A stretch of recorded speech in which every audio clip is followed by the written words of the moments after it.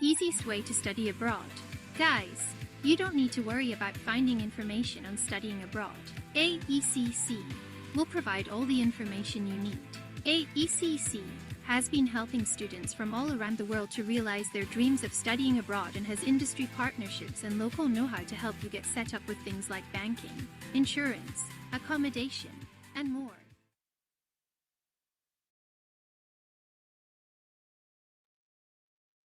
All right. Good afternoon, everyone. Welcome to our special webinar this afternoon. Thank you so much for joining our session. And this is our very special session because we're not only doing some sorts of like boring sessions like you may have attended, but we're preparing you with something very fruitful for you.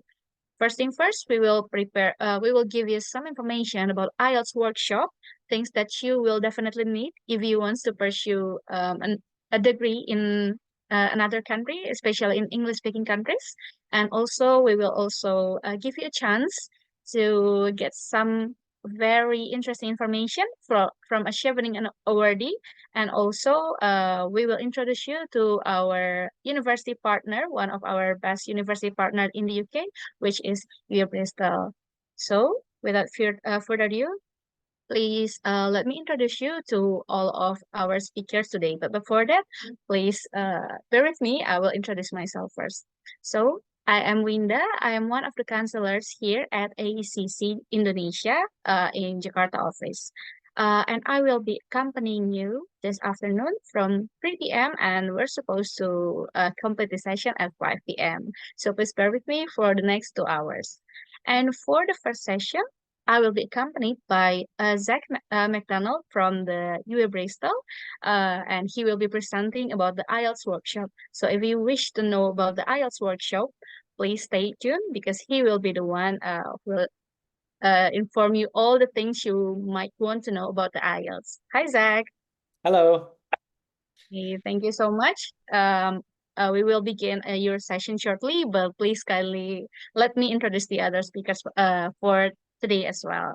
And for the second session, we will be accompanied by Putri Puspita, which is a Chevening Awardee for cohort 2019 and 2020. Putri Puspita, thank you for joining our session. Thank you for inviting me. Thank you so much for coming to our session. If you guys want to know about the Chevening Scholarship, please stay tuned as well because Putri will inform you all the things you might want to know about the Chevening Scholarship.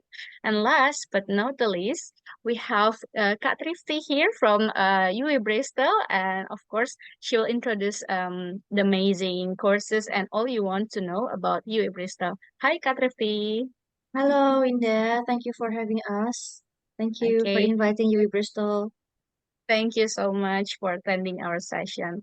Okay, I think they have been waiting, so I won't talk more. For the first session, please welcome Zach, which will present us with the IELTS workshop. Zach, the time is yours. Thank you very much. Hello to everyone out there watching. Thanks for attending today. Just going to get my screen shared here. And yeah, thank you for the very nice introduction. I'm Zach MacDonald from UWE, and I'm on the core testing team at UWE. So today I'm here to give you sort of a general IELTS overview and some techniques that you can use to be more successful on the IELTS. All right, and we'll have a little bit of time at the end for some questions, but for now, let's go through it. And I'm going to start with a little pop quiz. Now, I don't want to only talk today, so there are going to be opportunities for you to give answers, to try some of these activities. And in our pop quiz, just use the chat box. It's all multiple choice, and let me know which choice you think is the correct answer. And this is just going to help me see how much you currently understand the structure of the IELTS test. All right, so let's dive right into it with our pop quiz right away. Okay, so first of all, we're looking at the listening test. How many sections is the IELTS listening test divided into? Let me know in the chat, A, B, C, or D.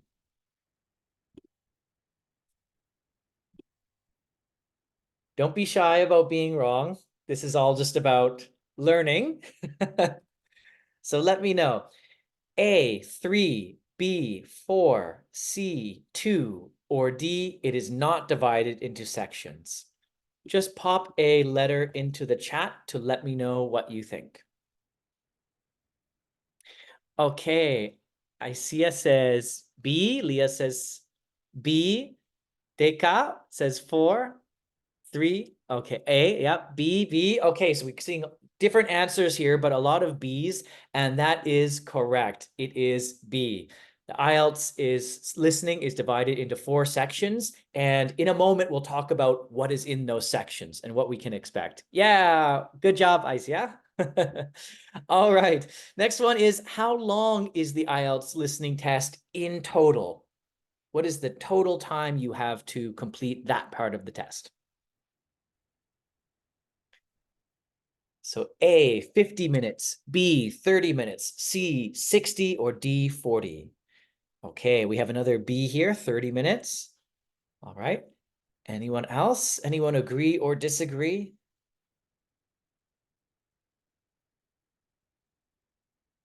Don't be Googling it out there. This is just this is just for everyone to show what they know at the moment or what they think. Okay, D, B, D, B. All right, so we're kind of in a split here between 30 minutes and 40 minutes. All right, those of you who said D, you're correct. You have 40 minutes to complete the IELTS listening test. Now, this may be a bit confusing because there's 30 minutes of listening to do and then 10 minutes to transfer the answers you've written down onto the IELTS answering sheet for the listening test. And that's why in total it's 40 minutes, but with 30 minutes of listening to the audio. All right, moving on to the reading test. How long is the IELTS reading test in total? Okay, I'm seeing B, B, B. Okay, everyone's in agreement for this one. B, that's correct. So you have 1 hour to complete the IELTS reading test. And just as a follow-up question to that, how many readings or sections are in the IELTS reading test? Liz says A, 3. Okay. Sorry, Leah, not Liz. Asmail says A. Aisia says A. Stella says A.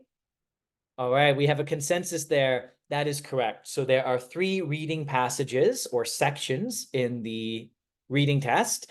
And with each of those passages, there's a series of questions that comes with it. Very well done. Also you, Leora, well done. 3. All right, moving on to the writing. How many tasks are there in the IELTS writing test? Keep in mind, we're looking at the IELTS for academic purposes test, not the general module. Okay, I saw A and then C, C, C. Okay, we have consensus again. Correct. So there's task 1 and task 2. We'll look later at what those tasks involve. All right, and how long do you have to complete both of these tasks in the IELTS writing test? So how much time in total do you have? Stella says D, Leah says D, Deka says D, Made says D. Everyone's saying D. That's correct. So you have 1 hour total to do all of that writing. And that's why, just like the reading test, you really need to be able to budget your time, manage your time while you're doing these. So we'll look at some techniques today to do that. All right, so that's the end of the quiz. Congratulations, everyone. Well done.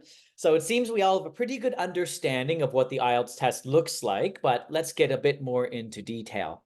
So first of all, for the listening test, there are 40 questions in total. It's broken up into 4 parts, and there's about 10 questions in each. And as I mentioned before, you have a total of 40 minutes to do it. That's 30 minutes of listening. And remember, you can only listen to each recording once. So you have to listen very carefully. And then you have 10 minutes to commit your answers onto an answer sheet. And the reason for that is while you're listening, you don't want to be distracted with thinking, oh, where do I put answer 1? Where do I put answer 2? You just want to be writing down your answers quickly on the question paper. Then you have 10 minutes at the end to check your spelling, make sure that you're using nice handwriting and putting those onto the answer sheet. So that's all about saving time. All right, so you'll have some other opportunities today to give your answers over the chat box, but I'm going to talk for a little bit now. When we look at part 1 of the listening test, here you're typically going to be hearing a conversation between two people, and that's usually someone doing something quite general, like making an appointment or making a reservation or booking themselves onto a class or joining a club. So some sort of everyday conversation that you might hear while you're at university, for example. And often the kind of questions you get with these are gap fill. So you might have a form with some missing information, and you need to listen carefully to what the people are saying and fill that missing information into a form. We'll try one of those in a moment. In part 2, usually you're going to hear a monologue, so just one person speaking. And they're going to be talking about a generic subject. So it won't be something complex or academic. Rather, for example, it might be someone explaining how to get around a library, right? Or talking about a tour of a city or describing what's in a museum. All right, so it won't be academic, it'll be more generic, everyday monologue. In part 3, once again, you have more than one person again. So you may have 2 people or 3 people discussing something of a more academic nature. So often you'll hear them talking about maybe a research project they have to do or a different kind of project for school. Maybe they're talking about a paper they need to write or a science fair. All right, so we're hearing a little bit more academic or school-based vocabulary and topics in that section. And then finally, we get to number 4, which is the most complicated one. It's usually considered the most difficult. This is where you hear an academic lecturer delivering a lecture on some subject. So there's lots of sort of a little bit more challenging vocab and terminology. And we'll take a look later at what you can expect to do in terms of questions in this part. But let's go back to section 1, because it's really important to start out strong in the listening test. You're going to feel more confident about it if you know you did a great job in section 1. So this usually has factual information, like I told you before, and that could just be things like writing down a phone number or someone's name or an address or a location. You'd normally need to fill in between 1 to 3 words and or a number in each gap. And sometimes there'll be trick questions. So for example, a speaker may give some information and then correct themselves later on. So you may hear a speaker on the recording say, "My phone number is 0123456." And you might start to write down that number. But then if you keep listening, the speaker might say, "Oh, no, sorry, that's a mistake. The last number is 8, not 6. And so you'll need to be listening carefully for that in order to write down that correct answer. So just be careful because it can be tricky. Now, we're actually going to try this out. I'm going to play you a recording, and you can actually see how you'll do on it.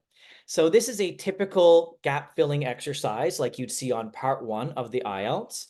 And I'd like you to take a look at it. First, do a little bit of previewing so you understand what the topic is. And here we can see it's notes on a social program. So you're completing some notes, right? And we're going to hear people talking about it. Now we can see there are 4 gaps to fill. And just keep in mind when you're writing down your answers in the listening test, whatever you write has to be something that the speaker actually said. And it needs to be spelled correctly. But let's do a little bit of predicting, because one technique that will help you all throughout the listening test is predicting what kind of information you need to hear. So just look at gap 1. We can see the topic is visit places which have historical interest and a good variety of blank. Now, if you had to guess, what would go in there into that number 1 blank? A noun, a verb, an adverb, or an adjective? What do you think? Tell me in the chat. What part of speech would probably be in there? Remember, it's a good variety of something. Okay. Mutiara says noun. Yes, noun, noun, noun. Yeah, great job. So this is just making a prediction. And by making predictions before you listen, it'll help you hear that information when it comes. So now you know the correct answer in here is probably going to be a noun based on grammar rules, right? We can have a good variety of something. How about number 2? Read that gap. What kind of information do you think will fit in there? Would it be a place, a number, a name? All right, well done, Leah. Well done, Leora. Yeah, a number. We see between blank and 15 pounds per person. That indicates what we're going to be listening for. Yes, Deka, exactly. A price, an amount of money will need to go in there. All right, so now we're getting ready to hear these answers when they come. All right, so take 30 seconds, everyone. Look ahead as well to number 3 and 4. Make a little bit of a prediction about what you're going to hear. And just like on the listening test, you'll always have about 30 seconds to look ahead at the questions before you hear the recording. And these techniques of predicting is what you want to do, just to get ready to hear those answers when they come. So take a moment, read the last 2, and then I will play the recording for you.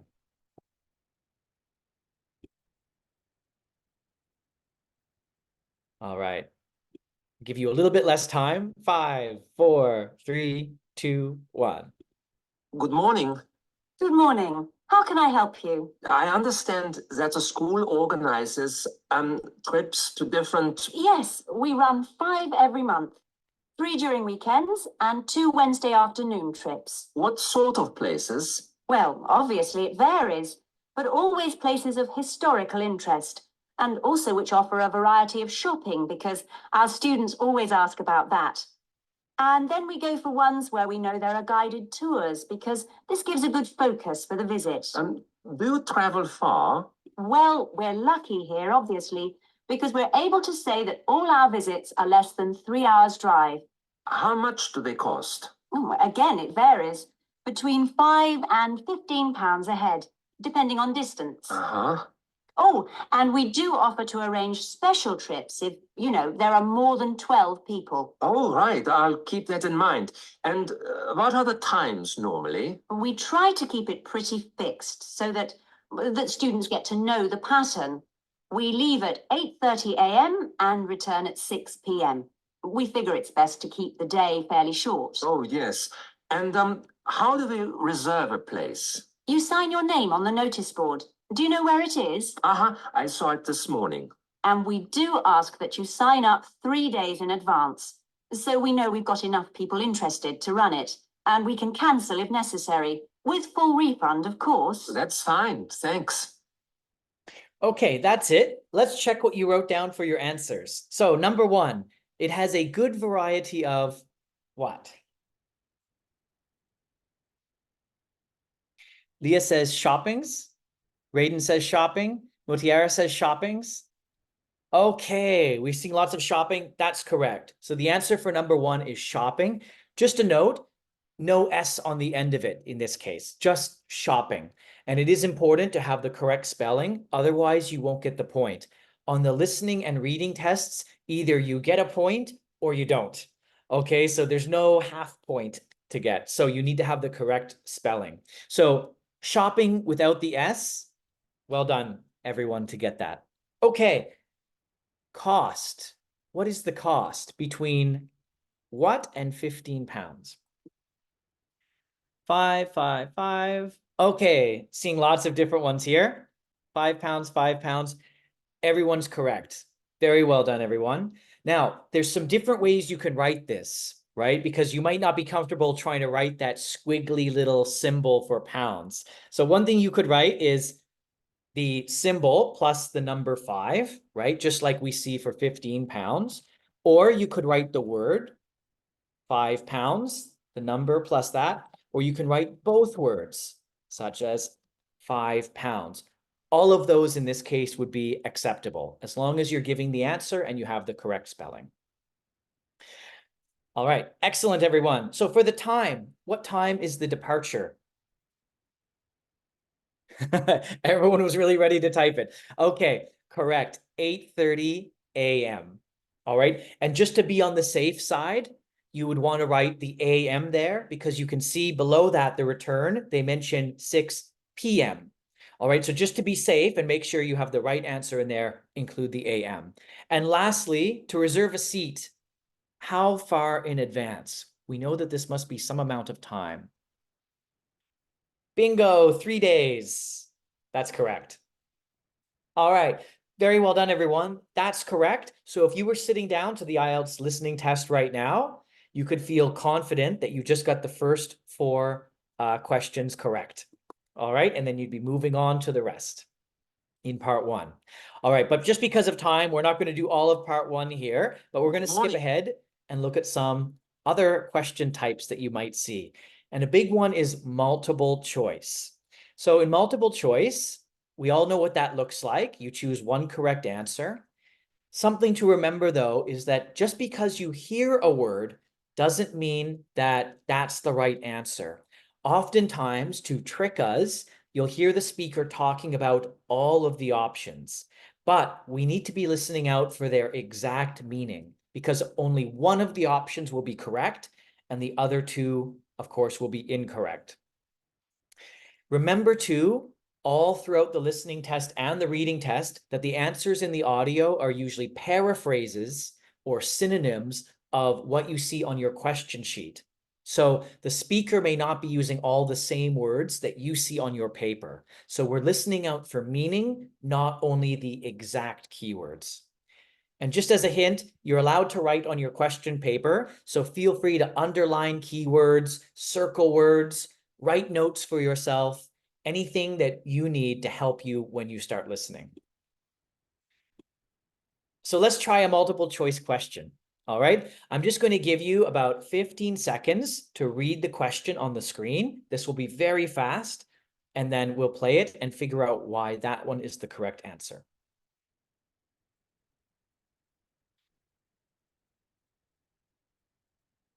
Okay, 5, 4, 3, 2, 1. Fact 7. And there's an ensuite bathroom here, though it only has a shower unit and not a big bath like the main bathroom. That would come in very useful when we all get up to get ready for school or work. That's all. A, B, or C, which one is the most accurate answer? Leora says C, okay. Nur says C. Keza says C. Everyone's saying C. Really well done, everyone. Now, let's look at how we know that that is C. Here's the transcript we can see on the screen. It was between the estate agent and Caroline. And Caroline says that would come in very useful when we all get up to get ready for school or work. Yeah, exactly, Leora. Great. So we needed to deduce some information here. We know that we get up in the morning, we know that we get up to go to school or work, usually in the morning, right? So using that information, we can identify that that's the best answer.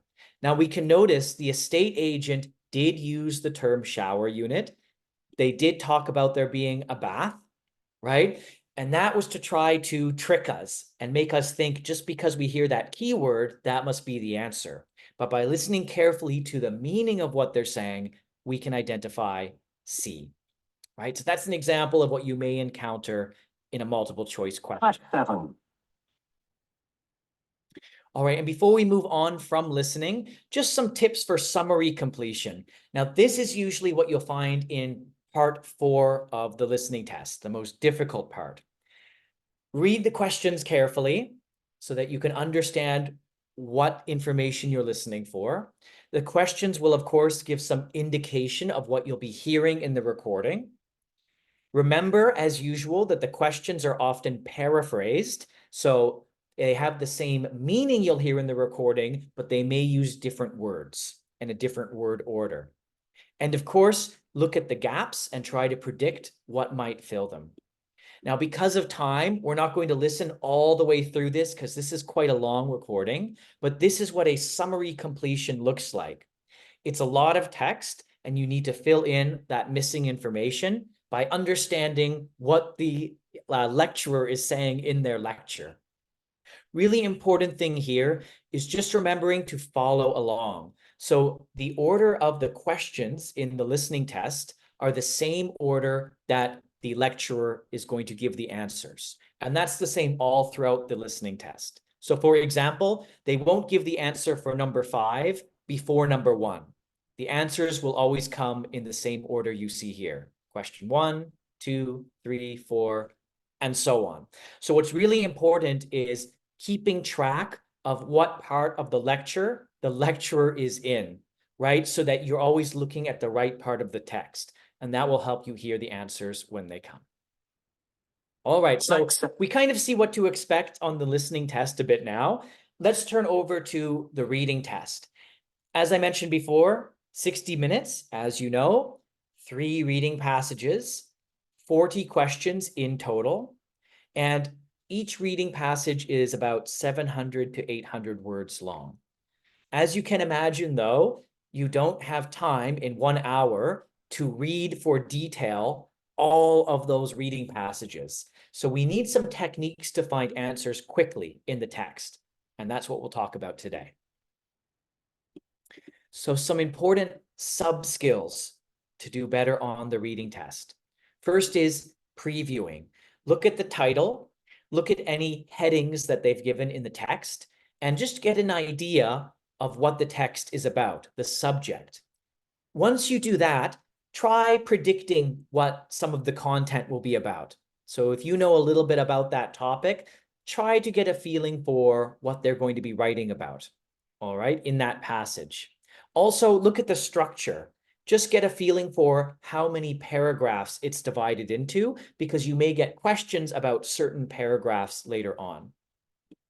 Then you've got some really important techniques here. One is skimming.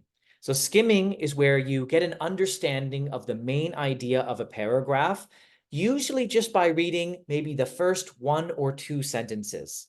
Because in a paragraph, the main idea is always put into the beginning of the paragraph, and then all the details are in the middle of it. So if you want to know what the main idea of a paragraph is, make sure to read the first 1 or 2 sentences. That will help you find where information is located in the reading passage faster, so that you don't have to read all 800 words, because you don't have time for that. Another important technique, scanning. So this is where you're looking very quickly through a text just to find some particular keywords that you want. So for example, if you know that you are looking for someone's name, you'll just have that name in your mind and look very quickly through the text to find where it's mentioned. Then you can do some intensive reading of the sentences close to that name in order to answer the question. So in a nutshell, what we want to do is use skimming and scanning to quickly identify what section of the reading passage the information we need is in, and then do a bit of intensive reading to identify exactly what the answer is.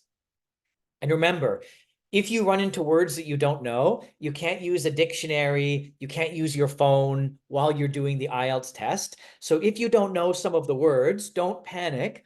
Rather, take a guess at what they mean based on the context that they're being used in. So read the rest of the sentence and take a guess at what that unknown word might mean. It's better than giving up. Whatever you do, don't give up on the test. So let's practice some reading skills here. And the first one I want to show you is called matching headings.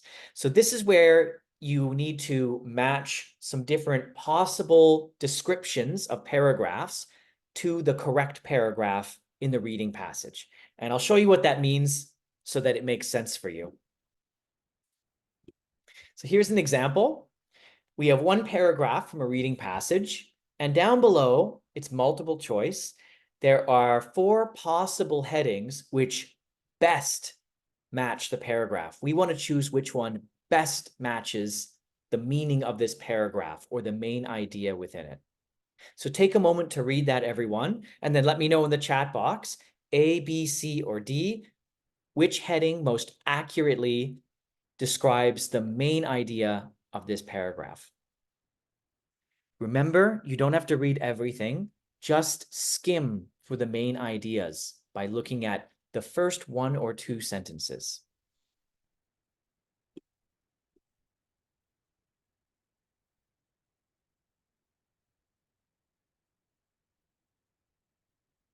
Okay, we have B, an ancient species. Any other guesses out there?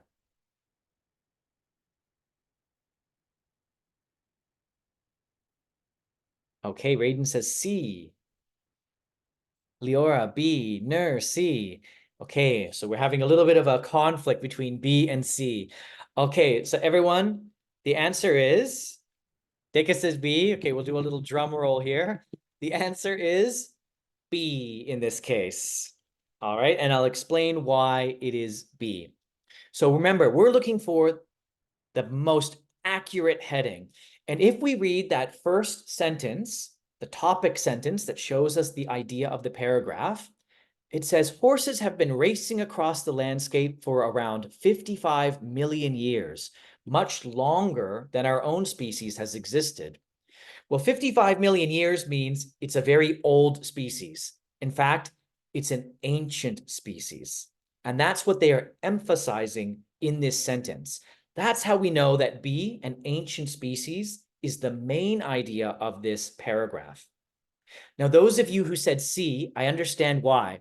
Because in that first sentence, it says, horses have been racing across the landscape. However, this isn't really referring to the speed of horses or how fast different breeds of horses are. This is just figurative language to say horses have existed on Earth for around 55 million years. Okay, so skimming, analyze that first one or two sentences, understand the main idea from it, and then that's how you can choose the correct heading in this kind of task. Next, we're going to try a scanning activity. So remember, scanning is where you're looking very quickly for some particular information in the text. So I'm not showing you the text yet. First, what I'd like you to do is read the question at the bottom of the screen. In what year was Wagner hurt in the war? All right, we'll see how quickly you can get the answer. Ready? 3, 2, 1.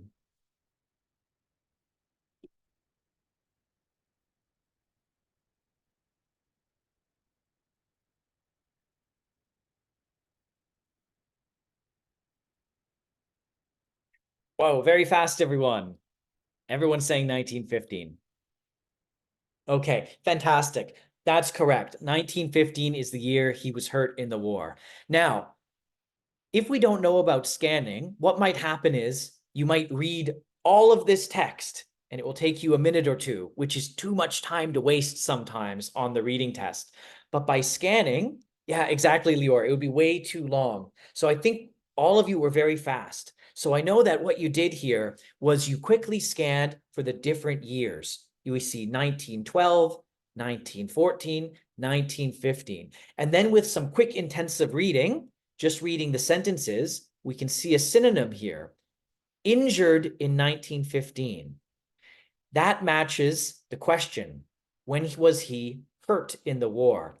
And by looking at those synonyms, we know that that's the key information we need. So 1915 is the correct answer. Deka, exactly.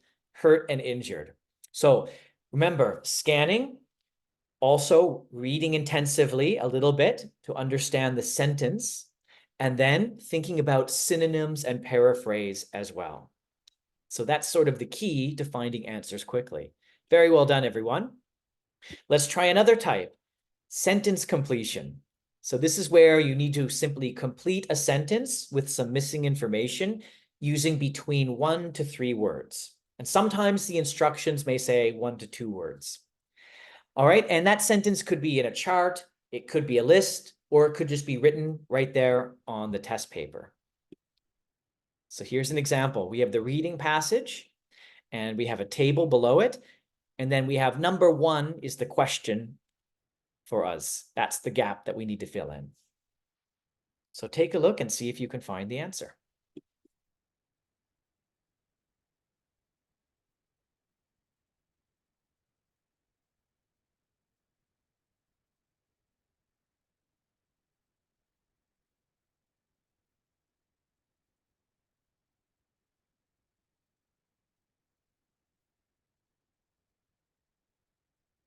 All right, just write it into the chat when you find it. Performance of the two groups is almost what? Okay, we see identical. Correct. Identical is the answer. Once again, we're using synonyms here to identify the answer. We can see performance of the two groups is almost, and in the text, they don't use the word almost, but they use the word practically, another synonym of it. That's how we know that the correct word for the gap will be identical. Yeah, exactly, Leora. Exactly. All right, well done, everyone. Now, just in the interest of time, we're going to skip right ahead to writing. Of course, that's not all of the question types that you can see in reading, but those are some of the common ones.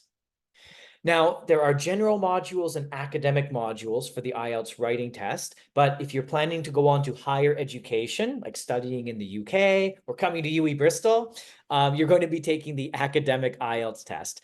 And there's two tasks. One, a description of visual information, and two, an essay. So task one is much shorter. It's not worth as much value either, but I'll just give you an example question here. So normally on task one, you get a bar graph or a line chart or a pie chart or some kind of data. And what you need to do is simply summarize the information by reporting on the main features or trends that you see in that data, and then make comparisons or contrasts if you see any of those either. You don't need a thesis statement. You don't need to have an opinion, and you also don't even need to have a conclusion in this. It's just 150 words of summarizing and comparing the kind of data that they give you. All right, the bigger one is task two. And here's a task two sample question. This one's about household chores. The really important thing to remember in task two is that you need to read the task very carefully, because you will lose points for task achievement if you don't fully answer the question they give you. So in this example here, oops, sorry, I wrote a line right across the screen. I just wanted to highlight, they give you a topic and then they say, discuss both of these views and give your own opinion. And that means in your essay, you can't only focus on one side of an issue, and you can't only give your opinion. For this essay, you would have to have paragraphs to discuss both of the viewpoints that they give you in the topic, and then also explain your own opinion. And you need to do all of those to get full credit for the task achievement, which is an important part of the IELTS test. So just remember, read any task they give you carefully, and before you start writing, make sure you understand what you're writing about. All right. Just a few mistakes that students make: writing too informally, not using paragraphs. Remember to divide your writing up into paragraphs. Not using signposting language like first, second, third, finally, on the one hand, on the other hand. Do make sure to use that. Also make sure that you use a nice range of grammar and vocabulary so that you're showing off how, like, the vocabulary you possess and your grammar skill. And remember also to paraphrase the question in the beginning of your essay. So introduce the topic to the examiner. That's what we need to make a full essay. Now, here's just a basic structure that can be applied to many IELTS essays, because one problem many candidates have when they take the test is they're not sure what the essay should look like or how they should order their information. So the first thing you want to do is have an introduction paragraph. So you're going to paraphrase the task, meaning you're putting the topic into your own words to introduce it. And then you'll have a thesis statement. And your thesis statement is your main opinion for the essay, or just an outline of what the reader is going to read in your essay. Once you have your thesis statement, the rest of the essay has to support it. And you're going to support it in what are called body paragraphs. So you may have main body paragraph 1, where you have a topic sentence to introduce the main idea of that paragraph, and then some supporting information and details, and then maybe an example if you have one. Then, if you were covering more than one idea, your next main idea will be in the next paragraph, main body 2. Again, a topic sentence to introduce the paragraph, some detail and supporting information, and then a nice example, maybe from your personal experience, if you have one. You might also have a third body paragraph, or maybe even a fourth. It depends how many ideas that you have in the essay. And then finally, just a short conclusion is fine. Restate your thesis. That's from the introduction paragraph. Just restate it to remind the reader, and then summarize the main ideas of the essay. Now, that's just a basic structure, but if you can follow that, you're going to be starting off with a very strong approach to your essay. Okay, before we run out of time, everyone, just want to touch briefly on the speaking test. All right, the IELTS speaking test has 3 parts. All right, it takes 11 to 14 minutes in total. It may seem scary, but it will go by really fast. Okay, in part 1, you have what's called an interview. This is where the examiner will sit down with you. They'll get your name, and then they're going to ask you some informal questions. And all of these can be answered just based on your own life. You don't need to have any special knowledge. So they might ask you about your hometown, or your family, or your hobbies, or your pets. Basic general questions like that. And you don't need to give long, detailed answers here. About 2 to 4 sentences is fine. So what you should do is first answer the question with your first sentence, and then provide maybe 1 or 2 sentences of supporting information. So if the examiner says, how many people are in your family? You might say, there are 5 people in my family, my mother, my father, my brother, my sister, and myself. And my mother and father also like to visit my grandparents very often, but my grandparents don't live with us. So you're just giving an answer and then some nice supporting information. And then that's really all you need in part 1 questions. Part 2 is a bit more detailed, actually much more detailed. This is called the long turn. Here, the examiner will give you what's called a task card. If you're doing it online, they'll show you your task card on the screen. And the task card gives you a topic to talk about and some instructions for what you should include in your answer.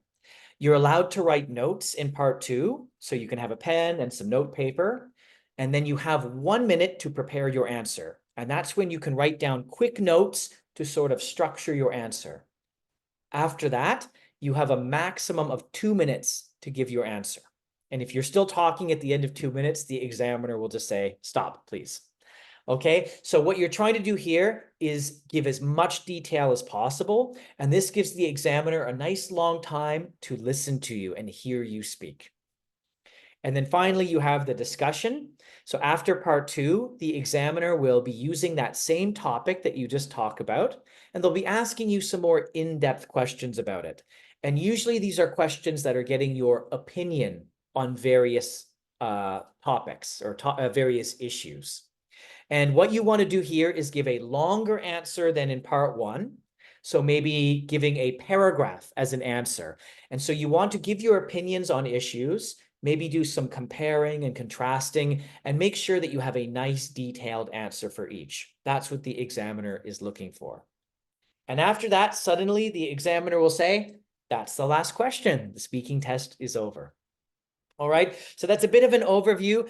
Unfortunately, everyone, we don't have hours and hours of time today to go through all the details and techniques for these, but hopefully this just gives you a general idea of what to expect on all 4 parts of the IELTS test.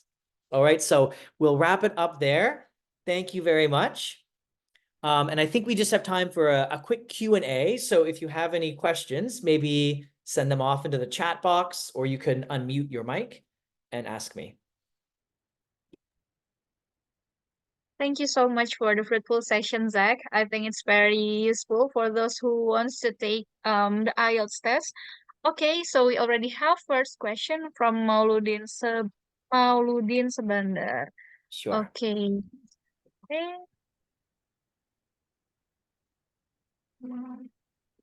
Sorry for that. Actually, sorry, I can't see that question, but if you could read it to me, I can try answering it. Yeah, okay. No Yeah. worries.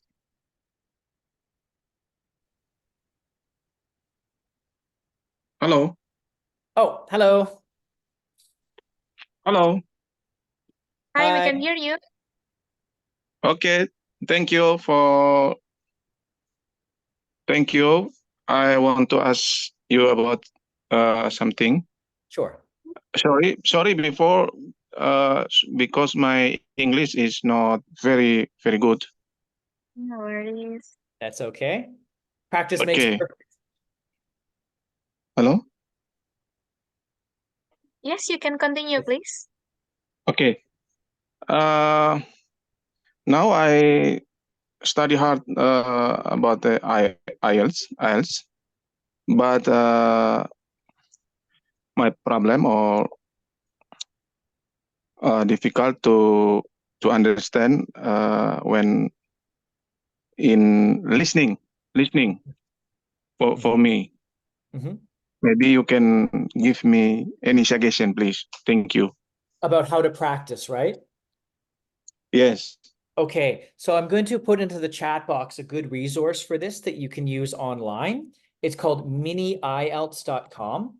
So I'm just going to type that into the chat box. Okay.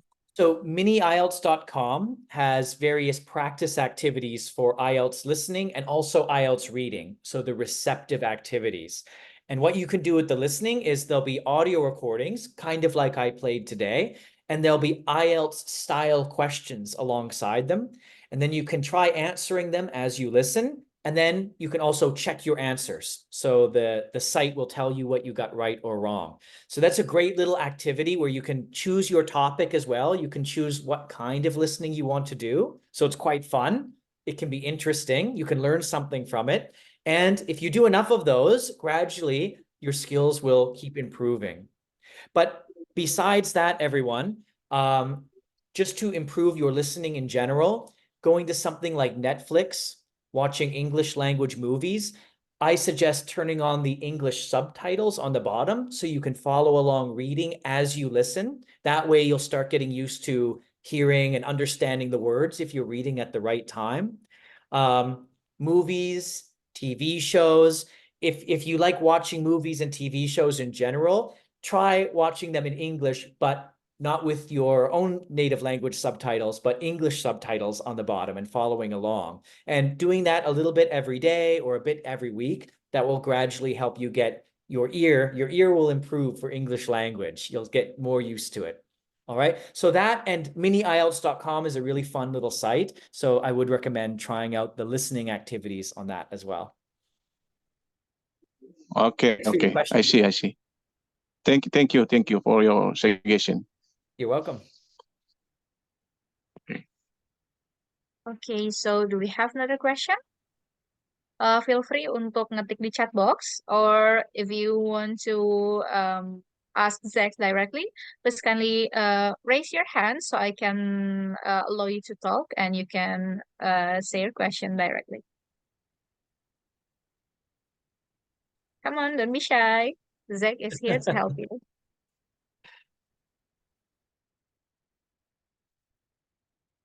I know it's a lot of information to take in 40 or 45 minutes. So if your head is spinning right now, that's okay.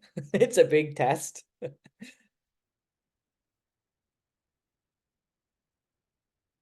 Well, I think they are still trying to find the questions, or Sure. I think their brain is still after having the short session with you, after going through some quizzes. I think, oh, we already get questions. Here's a question. Okay. Do we need to try to learn some accents while listening? Because during studying, it sounds easy to understand, but during the test, it just sounds like. Okay. All right. So that's a challenge a lot of students have, right? You probably learned from teachers that came from a certain place, maybe while you were learning. And so you may be used to hearing an American accent or an Australian accent or British accent. And then when you sit down to do the actual IELTS test, it could be a British accent or it could be another one. You won't be really sure because it's not all British accents on the IELTS test. So for example, sometimes one of the characters that's speaking in the listening may be an international student. And so they might have a Spanish accent, for example. Now, the thing about accents is there's no easy way around it because the world is filled with so many English accents. So there's no one particular way to get used to hearing different accents, except to absorb a variety of media in which you can hear people with different accents talking. So if you really like watching, if you want to get more used to hearing a British accent, try checking out some YouTube channels run by British YouTubers. Just listen to them talk as normal because they'll probably be talking quickly, right? So it gets you more used to hearing fast speech. Go over onto a streaming service, Netflix, HBO, right? Watch some British shows, some British media on there. Or likewise, if you're trying to get used to an American accent, you'll want to be consuming more American language media or Australian. You never know which accent exactly you're going to hear on the IELTS test. So unfortunately, the only way around it is to get used to a variety of speakers. And the thing is, if you go to study in the UK, and I hope many of you are considering it or studying in another country and getting that chance to do that, if you do go, you are going to be hearing lots of different accents anyway, from other international students that come from all over the world, from the local people, from all the new friends you'll be making. And so over time, you'll have to adapt to hearing all those different variations in pronunciation. But good question. I know. Yeah, no problem. Myra asked, is it better to learn from IELTS academic 18? Sorry, Myra, I'm not sure what academic 18 is referring to. Do you mean the IELTS academic test instead of the general module?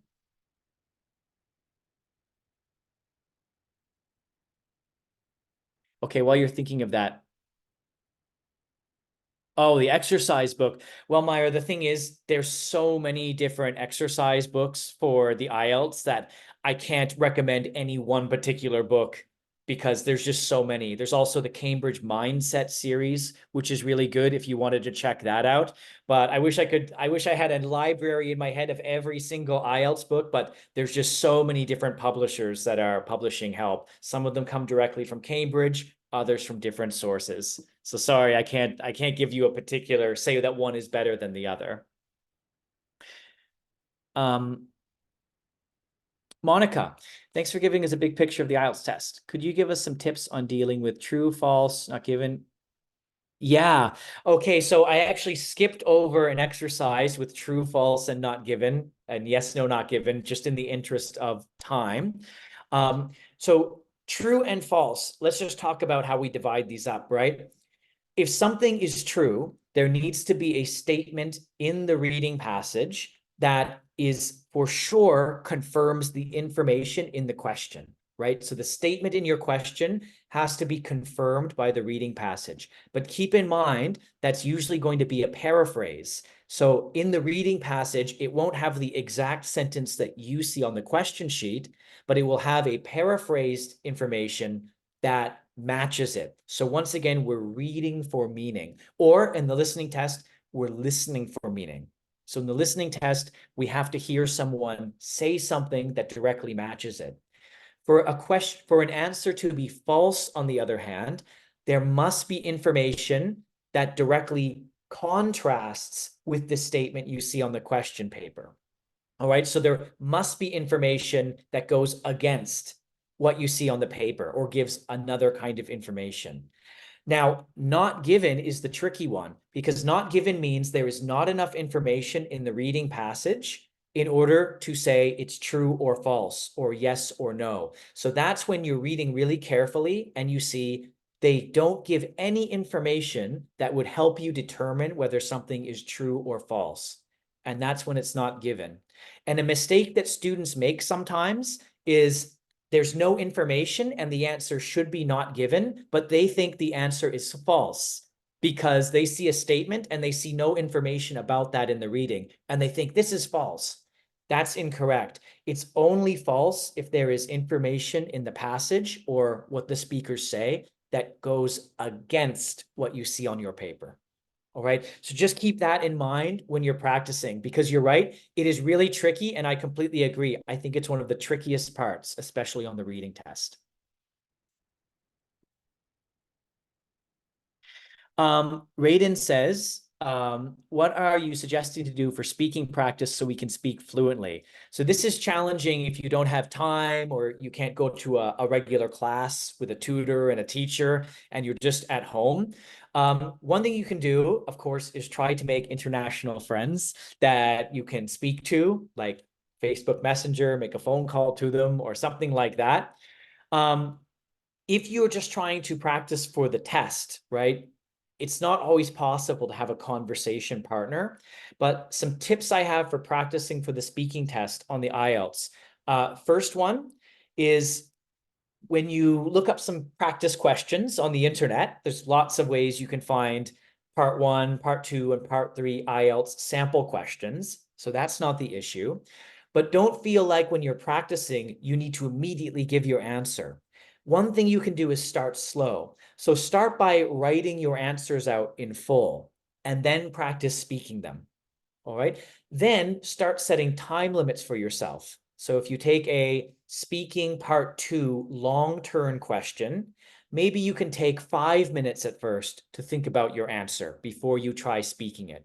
Then you can get faster. Give yourself 4 minutes, then 3 minutes, then 2 minutes, and then finally 1 minute, just like on the actual test, to think about your answer before you start speaking. Now, when you're practicing, I recommend one thing you can do is practice speaking to yourself into a mirror. So good posture, looking straight at yourself and speaking. And what that's going to do is it's just going to make you feel more confident. And anyone who does speaking for a living, people who present a lot, speaking into a mirror is a technique that they use to get better and more confident. Okay. Another thing you can do, and I really recommend, is recording yourself.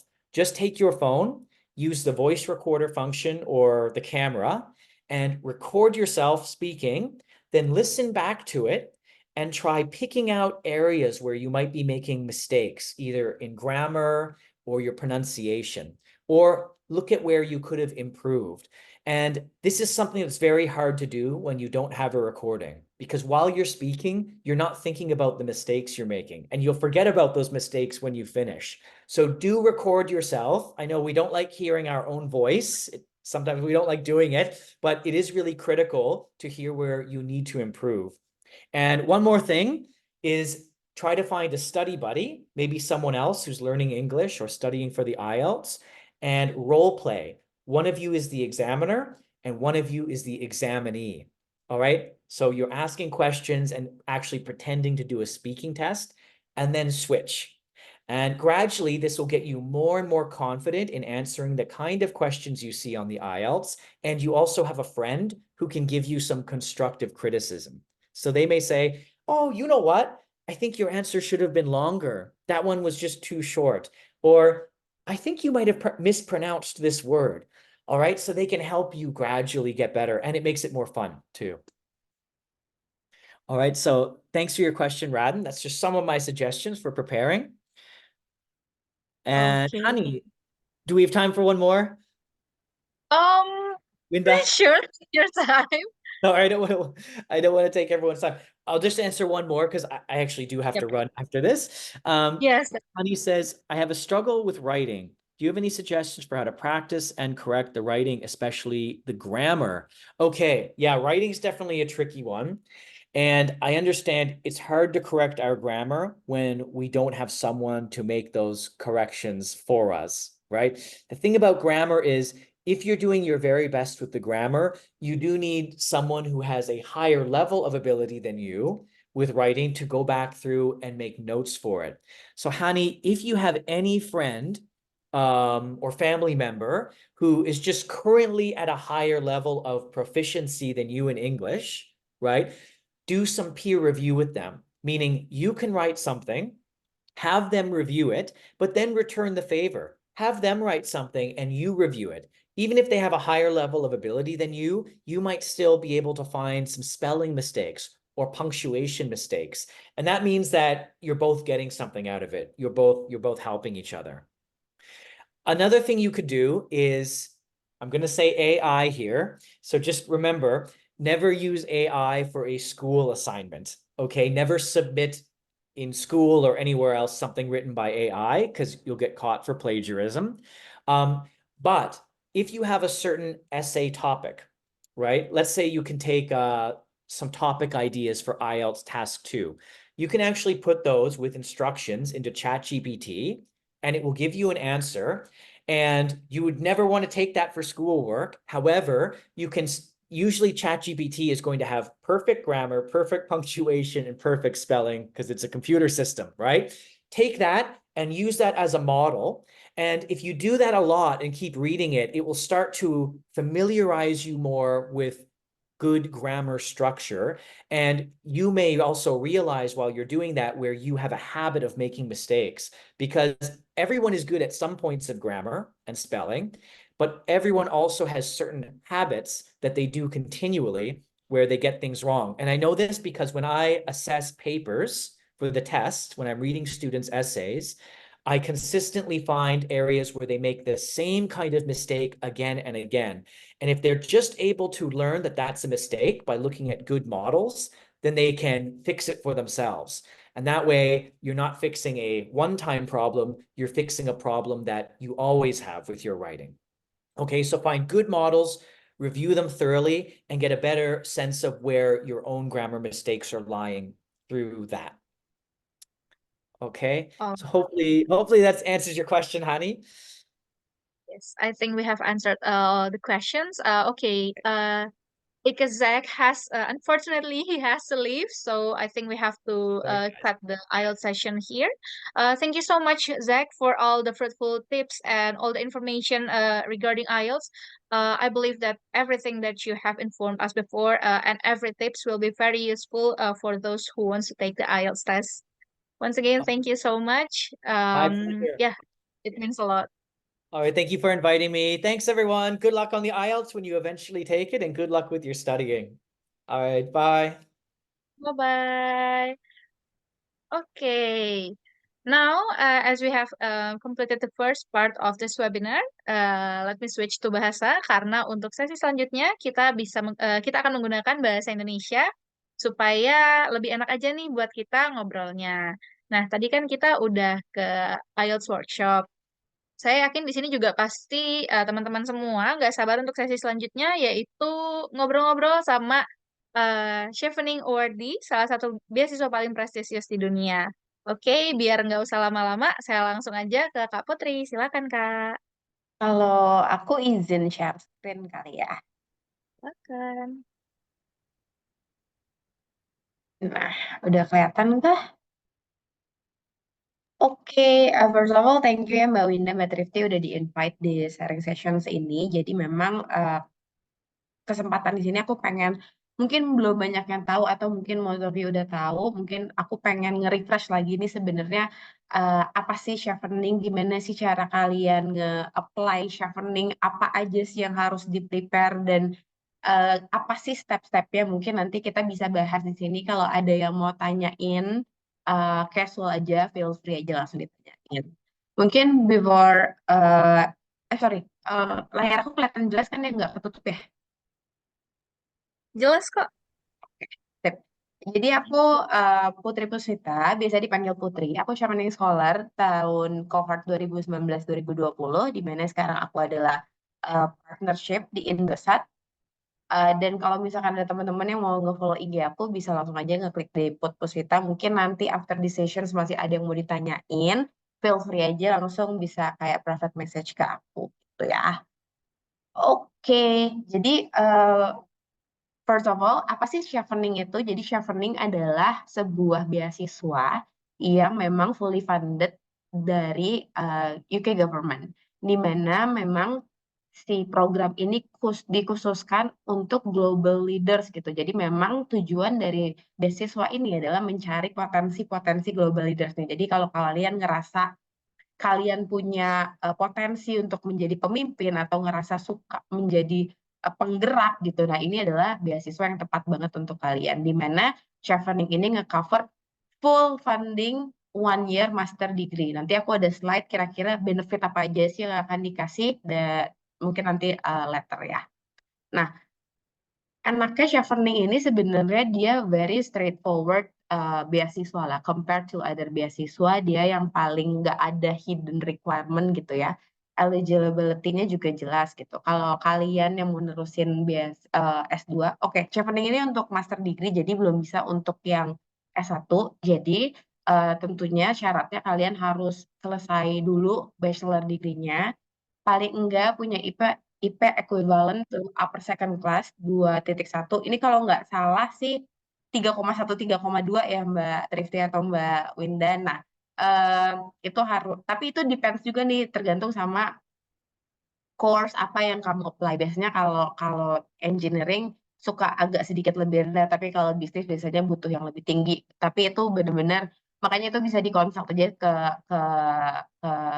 IECC salah satunya, mungkin nanti kalau apa aja yang mau dikonsult gitu, apa aja course yang related sama kalian. Nah, terus selain itu kalian harus punya, nah ini bedanya, kalian nggak boleh langsung setelah lulus S1 langsung beasiswa gitu, karena salah satu syaratnya kalian harus punya at least 2 years working experience, di mana itu equivalent of 2.800 jam. Nah, ini banyak banget pertanyaan, Kak, kalau misalkan aku internship itu count atau enggak? Iya, itu dihitung juga. Kalau aku volunteering itu count atau enggak? Yes, itu juga dihitung juga. Tapi as long as kalian punya buktinya nih, kayak surat tanda internship, surat tanda volunteering. Kalau kalian ada, harusnya itu aman-aman aja bisa disubmit gitu. Terus kalian punya kesempatan untuk bisa nge-apply ke 3 UK University, bisa apa aja, dan kalian bisa receive unconditional offer, di mana itu surat kayak kalian diterima di universitas tertentu, misalkan Bristol gitu. Dan minimum IELTS-nya itu biasanya 6. Cuman itu, again, itu different lagi kalau misalkan ada course-course yang memang membutuhkan untuk IELTS lebih tinggi atau bahkan 6 aja cukup. Cuman secara average biasanya mereka membutuhkan overall band-nya tuh sekitar 6. Makanya penting banget untuk prepare dari sekarang, apalagi kan English bukan mother tongue kita ya, jadi harus mulai dilatih aja sih. Nah, terus abis itu juga syaratnya kalian setelah selesai belajar di UK, kalian harus kembali ke Indonesia selama 2 tahun gitu, untuk menerapkan ilmu yang udah kalian dapetin gitu ya di UK, balik ke Indonesia. Nah, ini dia. Benefitnya apa aja sih kalau misalkan kalian terpilih jadi jadi Cheveners, kita bilangnya tuh Cheveners, orang-orang yang menerima scholarship Chevening. Pertama, all tuition fee selama setahun di cover full. Kalian nggak akan ada lagi extra cost untuk nge-cover tuition fee, itu satu. Yang kedua, kalian akan dapat monthly stipend itu sekitar 1.400 pound sterling. Itu biasanya di base-nya di London, tapi kalau di luar London itu biasanya agak lebih rendah, sekitar 100 sampai dengan 100 pound sterling. 1.400 pound sterling itu sekitar berapa sih, Kak? Itu sekitar 28 juta per bulan. Travel cost juga di cover dari Jakarta to UK. Aku kebetulan base-nya di Jakarta, dari Jakarta to UK balik lagi itu juga di cover. Kalian juga dapat extra money untuk arrival allowance, dan bahkan untuk cost visa application saya juga zero. Jadi kalian nanti ketika submit, kalian nggak usah bayar apa-apa, punya special path-nya sendiri, bisa dipercepat juga untuk proses visanya. Jadi emang enak banget. Kita kalau sepengalaman aku benar-benar nggak keluar uang sama sekali untuk si scholarship ini, dari pergi sampai dengan pulang. Nah, selain itu, Chevening juga karena dia salah satunya menekankan kayak networking ke cohort-nya pada tahun itu, mereka suka ngadain tuh kayak event-event sesama Cheveners di tahun tersebut. Nah, salah satunya aku pernah ikutan kayak diundang ke foreign office di UK, which itu very limited buat orang-orang yang memang di-invite aja gitu di sana. Nah, itu kalau kalian jadi Chevener, that facility bisa kalian nikmatin gitu. Jadi harus sangat diutilize semaksimal mungkin gitu untuk bisa ikut activity-activity seperti itu. Nah, Lanjut, udah ngejelasin benefit, udah ngejelasin persyaratan, sebenarnya stepnya apa aja sih Kak kalau mau jadi cheveners gitu. Pertama, yang paling penting adalah kalian ngepersiapin esainya. Esainya itu sebenarnya terdiri dari 4 esai. Ada networking, ada career plan, ada leaderships, dan ada study in UK. Kalau aku boleh deep dive lagi nih, networking tuh ngomongin apa? Sebenarnya nggak harus kamu punya kenalan ke yang menteri apa atau apa. Cuman gimana cara kamu lebih baik esai itu menjelaskan dan menuangkan bagaimana cara kamu melakukan networking dan membuat networking ini menjadi sesuatu yang useful gitu untuk future karir kamu. Terus next untuk yang essay career plan itu ngejelasin sebenarnya in the short term kamu mau jadi apa. Misalkan kalau aku kan S2 mau jadi ambil digital business gitu ya. Nah, aku pengen majuin UMKM nanti in midterm 5 tahun ke depan setelah aku selesai S2 aku mau ngapain, terus long term aku mau ngapain. Nah, yang ketiga, essay leadership itu ini harus banget kalian ini ya apa coret-coret gitu ya karena leadership ini adalah salah satu main essay yang harus mencerminkan kamu gitu. Apa aja yang udah kamu lakukan, apa sih influence kamu terhadap society. Society itu nggak harus yang kayak a big public sector ya, bisa juga society yang ada di kantor, society yang ada di lingkungan rumah itu kan juga society. Jadi bagaimana kamu menginfluence community kamu. Dan yang terakhir adalah studi in UK. Kenapa sih kamu specifically memilih course-course tersebut gitu? Dan alasannya pasti kan kalau ketika kamu memilih, let's say Bristol, kenapa? Uh, course-nya apakah ada yang kamu suka atau gurunya ada yang kamu memang ikutin banget. That type of inilah ya, why kamu milih studi in UK gitu. Nah, menurut aku esai ini harus nggak bisa kayak semalam terus jadi gitu. Memang secara secara requirement itu cuma 500 maksimum 500 word kata gitu ya yang kamu tulis di setiap esai. Hanya saja menurut aku kalian harus benar-benar bisa ini nih introspeksi dulu nih apa aja yang udah kamu lakuin selama kamu masa-masa profesional kamu pasti ada. Kalau misalkan kamu main tulis aja, pasti aku bisa bilang itu shallow. Tapi kalau kamu benar-benar make a to-do list atau list dulu, kira-kira di tahun ini aku ngelakuin apa, aku udah achieve apa, gimana cara aku nge-connectingin, gimana aku bisa menuangkan ini kalau aku pengen jadi sesuatu. Nah, itu benar-benar kalau dari aku sendiri, aku saranin kalian spare 2 sampai 4 minggu untuk membuat pointer-pointer tersebut untuk bisa tahu nih kira-kira silver lining dari 4 esai ini kalian mau kayak gimana. Setelah nanti esainya jadi, itu juga nggak langsung kalian submit. Tapi kalian kayak kalau aku saranin share deh ke teman-teman kalian. Get it nggak sih apa yang pengen aku tulis? Kamu nangkepnya kayak gimana? Apa kelihatan nggak aku tuh pengen jadi dokter gitu? Aku pengen jadi kriminolog gitu. Nah, kelihatan nggak kalau ternyata dari teman kalian aja ngebacanya nggak kelihatan? Nah, berarti kalian harus gimana caranya nge-rework lagi wording-wording yang akan ditulis di esai gitu. Esai complete biasanya butuh sekitar 2 sampai 3 bulan di review sama panel Chevening, which itu ada terpusat di Inggris sana. Nah, setelah itu nanti kalian yang terpilih, tershortlist akan mendapatkan undangan untuk interview di Embassy UK, itu ada di Kuningan.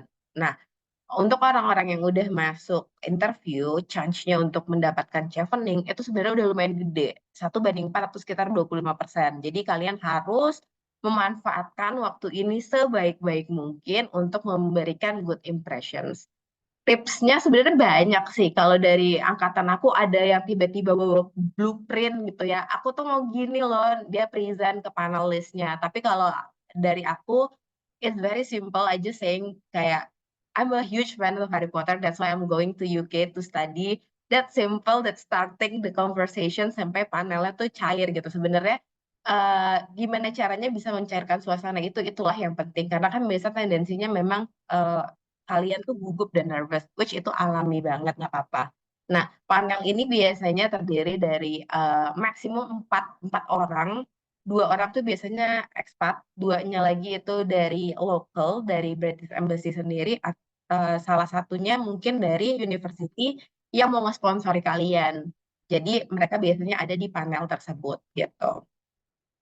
Biasanya sih ngobrol cuman sekitar 30 sampai 40 menit, udah habis itu kita disuruh nunggu lagi sekitar 1 bulan untuk tahu apakah kalian conditional selected atau tidak. Nah, ketika pengumuman tersebut kalian masuk ke longlisted, di mana longlisted ini kalian dikasih waktu 1 bulan untuk ngumpulin, bisa dibilang administratif staffnya lah ya, kayak ngumpulin IELTS, ngumpulin LOA, ngumpulin health screening yang TB, apa sih, screening TB gitu ya. Nah itu kalian kumpulin dalam 1 bulan. Sayangnya banyak banget teman-teman atau angkatan aku yang terjebak di sini nih, kayak, oh aku udah dapet nih scholarship ya, tapi ternyata IELTS-nya belum ada. Itu banyak banget. Atau IELTS-nya ternyata nggak masuk ke universitas yang mereka pilih. Makanya aku sangat encourage kalian untuk benar-benar research kira-kira kalau misalkan kira-kira kemampuan aku tuh IELTS-nya bandku tuh 7 nih, berarti universitas mana nih yang memang menerima IELTS di band 7. Atau ternyata aku tuh cuma 6 IELTS, jadi universitas mana yang menerima di band 6. Itu adalah hal yang wise yang kalian lakukan. Karena banyak yang gagal di sini. IELTS nggak dapet, LOE nggak dapet, jadinya akhirnya si scholarship-nya harus di pass down ke waiting list kita. Jadi nanti akan terpilih di uh, conditional selective sama ada yang waiting list gitu. Nah, mungkin ini simple aja, gimana sih cara nulis esai. Tentunya tadi yang aku udah bilang reflection time, karena kalian percaya deh sama aku, nulis esai 1 jam sama nulis esai 2 minggu itu bakalan deep-nya tuh bakalan beda. Jadi please spend time untuk bisa reflection time. Terus yang kedua, STAR untuk teman-teman mungkin ini udah lumayan common ya. Apa sih Kak STAR itu? STAR itu adalah situation, task, actions, and result, di mana si esai kamu tuh harus terus terstruktur gitu, di mana kamu ngejelasin situation itu seperti apa, ada challenge apa sih yang kamu hadapi saat itu, lalu action apa yang kamu lakukan, dan resultnya seperti apa, sehingga kamu bisa overcome with that problem. Terus yang paling penting lagi, aku juga memberikan saran, setiap esai itu selalu ada numbers-nya. Kenapa sih numbers itu penting? Karena tidak terlihat esai kamu tuh bluffing gitu. Jadi ada sesuatu yang bisa di-quantified. Aku melakukan ini, oh ternyata bisa increase XXX%. Aku melakukan ini ternyata memperbaiki fasiliti kesehatan XXX%. Atau meng-cut the lead time yang kayak gitu. Jadi please bring the numbers out so it can quantify and strengthen your essay itself. Dan yang paling penting, aku paham banget, banyak banget contoh sampel-sampel chevening di luar sana, di Google gampang banget kalian. Cuman jangan lupa untuk show your uniqueness. Apa sih yang mau kamu show? Apakah kamu orang yang open-minded? Apakah kamu orang yang talk aktif? Karena kalau kamu terlalu berpatokan pada satu esai, biasanya kamu akan tertutup gitu. Siapa sih kamu sebenarnya? Nah, itu juga tetap harus terrefleksikan di esai kamu, yaitu uniqueness gitu. Nah, next. Nah, yang interview tadi, intinya sebenarnya apa sih Kak yang ditanya di interview? Itu nggak akan terlepas dari esai yang udah kamu tulis. Nggak akan tiba-tiba nanyain politik negara gitu, padahal essay yang kamu tulis adalah kesehatan, itu nggak akan. Jadi please reread your essay many times, karena pertanyaannya akan berkembang dari situ.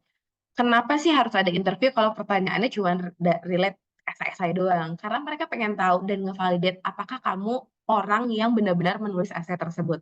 Kalau emang kamu yang nulis, pasti kan mau ditanyain apapun, kayak, oh iya ini jawabannya. Jadi harus memahami lagi, reread your essay lagi. Be prepared of one to unexpected questions. Expected questions tuh kayak gimana ya? Kayak kemarin tuh pas zaman aku tuh lagi zamannya Brexit. Jadi kayak pertanyaannya tuh tiba-tiba agak yang menyimpang ke Brexit, bagaimana tanggapannya yang kayak gitu-gitu. Tapi calm aja, jawab very general aja kalau udah masalah yang kayak politik-politik gitu. Dan yang paling penting adalah kalian confident sih, karena sebenarnya ketika kalian udah masuk ruangan itu berarti si panel-panel ini udah ngebaca dan ngerasa kalian tuh a strong candidate to become a chevening. Jadi pede aja. Jadi karena kalian udah strong candidate, masuk, relax, prepare yourself, read your essay, harusnya bisa lebih cair sih suasana tuh. Dan sebenarnya itu aja tipsnya, very quick. Intinya si Chevening Journey ini adalah life changing lah ya, bisa dibilang, karena aku ketemu dari berbagai macam lapisan masyarakat gitu ya, dari negara Indonesia, berbagai macam profesional juga, ada temanku yang dokter, politicians, jurnalis, aku sendiri ada di bidang commercial digital gitu ya. Ada yang memang music, dia fokusnya ke sana, ada yang lawyer, dan aku juga berkesempatan untuk ketemu di negara orang dari negara lain, belajar budaya lain, mengerti bagaimana cara pola pikir orang dari Kanada tuh kayak gimana, dari Cina tuh gimana. Jadi bener-bener memperkaya hasanah knowledge aku selama aku tinggal di UK. Jadi uh, menurut aku sangat encourage teman-teman untuk bisa mengikuti Chevening, karena mereka nggak ada batasan failnya. Ada temen aku yang kayak 5 kali coba baru dapet, ada yang 1 kali coba baru dapet. Dan Chevening adalah salah satu beasiswa yang tidak punya limit batasan umur. Jadi mau senior apapun kamu masih bisa terus mencoba. Jadi nggak ada salah. Dan tadi yang aku bilang nggak keluar fee apapun, jadi nggak ada salahnya kalian mencoba untuk menjadi chevener. Siapa tahu aja kalian udah niat, kalian udah tebal gitu ya, dan dengan keberuntungan kalian bisa menjadi salah satu part of chevening gitu. Gitu sih yang bisa aku share di sore hari ini. Oke, thank you so much Kak Putri. Itu menarik banget sih ya semua yang di-share, mulai dari tips-tipsnya dan step by step-nya yang lengkap. Terus kayak tadi ada bahkan sampai dikasih tahu bahwa kalau interview itu kadang-kadang ada unexpected questions. Jadi teman-teman mungkin bisa prepare dengan lebih baik. Dan FYI, biasanya Chevening ini dibuka sekitar Agustus September ya Kak ya. Betul. Nah, jadi masih banyak banget waktu yang bisa dipersiapkan. Dan tadi Kak Putri juga udah sangat welcome. Kalau misalnya punya pertanyaan lebih lanjut bisa ditanya. Nah, tapi kalian tentu aja bisa nanya nih di sesi ini. Nah, sambil kita nunggu teman-teman yang punya pertanyaan buat Kak Putri, gimana kalau kita sekalian introduce UWE Bristol nih. Jadi kita bisa menghemat waktu karena takutnya kan juga Kak Putri atau Kak Trifty punya kesibukan. Jadi buat teman-teman yang punya pertanyaan, nggak apa-apa ditaruh aja di chat box. Tapi while waiting for your question guys, kita kenalan dulu yuk sama UWE Bristol yang juga menjadi salah satu kampus yang bisa di cover sama Chevening. Silakan Kak Trifty. Oke, sore semuanya. Makasih Winda, makasih Putri. Informasinya berguna banget dan pastinya teman-teman sini banyak yang pengen dapat chevening ya. Bahkan udah banyak yang nanya itu sama Mbak Putri. Nah, aku dari University of the West of England. Jadi aku sama Zach itu kita adalah tim dari University of the West of England. Kebetulan aku sendiri adalah perwakilan dari kampusnya di Indonesia. Aku ada share screen tentang University of the West of England karena nama kita agak panjang ya teman-teman. Jadi kita punya nickname, panggilannya UWE, University of the West of England. Nah, disingkat UWE atau you can call us UWE. Aku kebetulan base-nya di Indonesia, jadi UWI di kota Bristol ini punya perwakilan di setiap negara, nggak cuma Indonesia, tapi di setiap negara itu kita punya perwakilan. Nah, kita itu di sini untuk bantu kalian. Kalau kalian pengen apply kuliah lagi ke UWI yang kebetulan di cover juga sama beasiswa Chevening, itu bisa dibantu sama aku. Nah, ini foto kampusnya, salah satu kampus kita di kota Bristol. Jadi lokasi UWE atau University of the West of England ini nggak jauh dari kota London. Lokasinya di kota Bristol. Kalau misalkan teman-teman belum tahu kota Bristol, kota Bristol itu kota kelima terbesar di Inggris setelah London, Birmingham, Sheffield, sama Liverpool. Jadi jumlah populasinya itu kelima terbanyak, sehingga karena kota kelima terbesar itu ada banyak perusahaan yang ada di sana, sekitar 66.000 perusahaan. Ini aku skip aja. Nah, ini adalah landmark dari kota Bristol, namanya Clifton Suspension Bridge. Jadi di dekat Clifton Suspension Bridge ini ada castle. Nah, kalau misalkan teman-teman main ke sini ke Bristol, itu kalian bisa nge-view city yang ada di situ, gitu. Ada yang tahu nggak ini apa? Boleh di komen. Yang tahu ini kartun apa? Mungkin Shaun the Sheep. Oke, Liora berarti sering nonton ya. Masa kecil bahagia nih kayaknya. Jadi mungkin teman-teman ada yang, aku nggak tahu nih, ada yang udah tahu atau belum, Shaun the Sheep itu adalah animation dari kota Bristol. Nah, jadi mungkin ada yang belum tahu ya, kalau bahwa Shaun the Sheep ini dari kota Bristol loh, gitu. That's why jurusan animation kampus kita juga sangat famous, karena kalian bisa magang di Artman Production House. Nah, di Bristol itu, jadi di UK itu, kebetulan aku kuliah di UK juga. Di UK itu ada banyak tipe-tipe kota ya. Menurut aku ada tipe kota historical, ada tipe kota industri. Nah, kalau Bristol ini tipenya kota kota kreatif kayak gitu. Jadi ada banyak festival, banyak event di kota Bristol. Kita juga punya laboratorium robotik terbesar di Inggris, itu juga ada di kota Bristol. Ada yang udah pernah nonton ini mungkin Games of Thrones, Star Wars, terus mungkin tahu penulis Harry Potter ya. Harry Potter itu penulisnya J.K. Rowling. Nah, mereka ini semuanya orang-orang Bristol. Jadi banyak movie actors ya di kota Bristol. Nah, di sini mungkin ada yang pengen kerja di Inggris pas kuliah di UK. Itu kota Bristol ini dinobatkan sebagai best city for job opportunities. Artinya banyak perusahaan yang berkantor di sana sehingga opportunity kalian untuk bisa dapat kerja itu lebih besar di kota Bristol. Di sini mungkin ada yang pengen kerja. Kalau pengen kerja itu kalian bisa kerja 2 tahun setelah lulus sekarang. Mungkin kalau pakai beasiswa harus pulang ke Indonesia, tapi kalau kamu self-funding, kamu boleh kerja 2 tahun di UK setelah lulus. Gitu. Dan kamu juga bisa part-time itu 20 jam per minggu di UK. Nah, ini foto-foto kampusnya mau aku share. UWE Bristol ini Career Focus University, artinya memang kita itu prepare kalian untuk dunia kerja. Mungkin ada beberapa kampus yang fokusnya ke research, jurnal, tapi kalau untuk UWE Bristol, kamu akan banyak dapat yang namanya practical lessons di sini.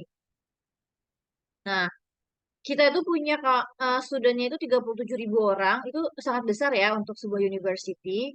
Dan setiap tahunnya itu kita ada 4.100 new international students, 75% research kita juga berimpact, dan 50% course kita itu sudah terafiliasi sama professional studies. Nah, ini peta kota Bristol. Jadi kita punya 3 area kampus. Kita ada franchise campus, ada Glenside campus, ada City campus. Nah, semuanya itu tergantung sama cluster ya. Jadi di franchise campus itu kalau misalkan kalian pengen belajar tentang bisnis, hukum, engineering, computer, itu semuanya ada di franchise campus. Ini kampus utama kita. Nah, ini kampus untuk engineering. Misalkan kalian mau kuliah engineering itu ada di sini, gedung fakultasnya.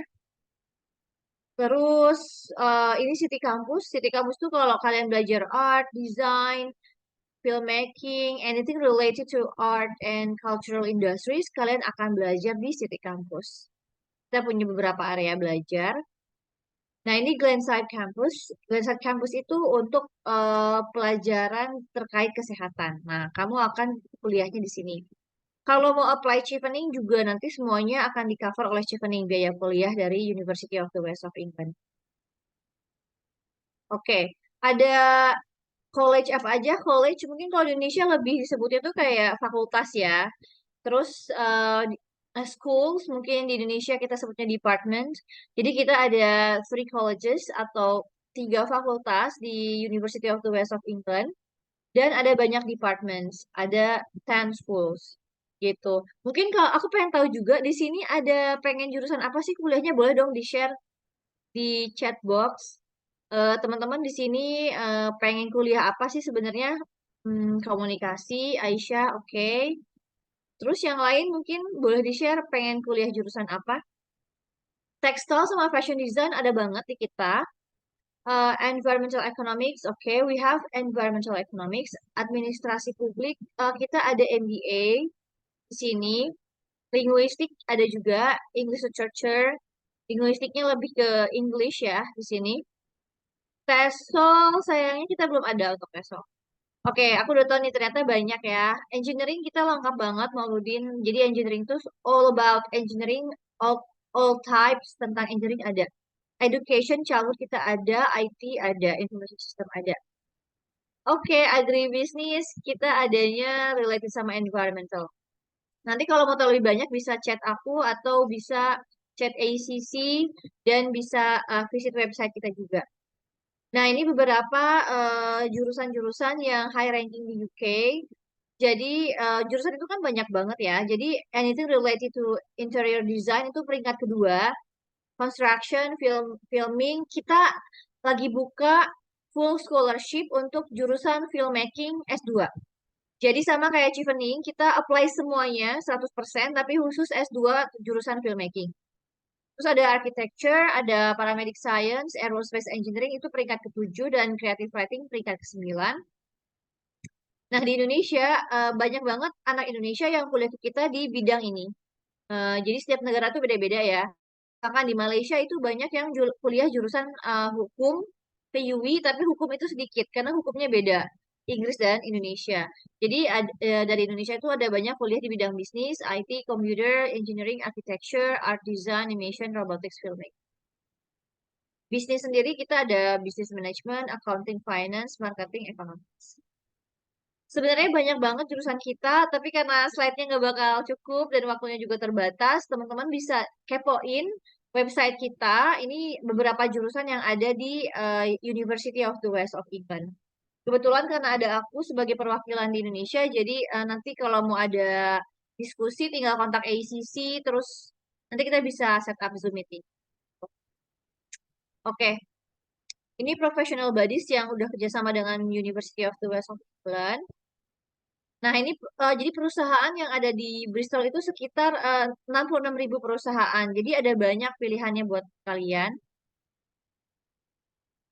Nah, di kampus pun kita ada student advisor. Jadi kalau kalian pengen diskusi tentang kerja di UK kayak gimana, itu di kampus kita ada advisornya.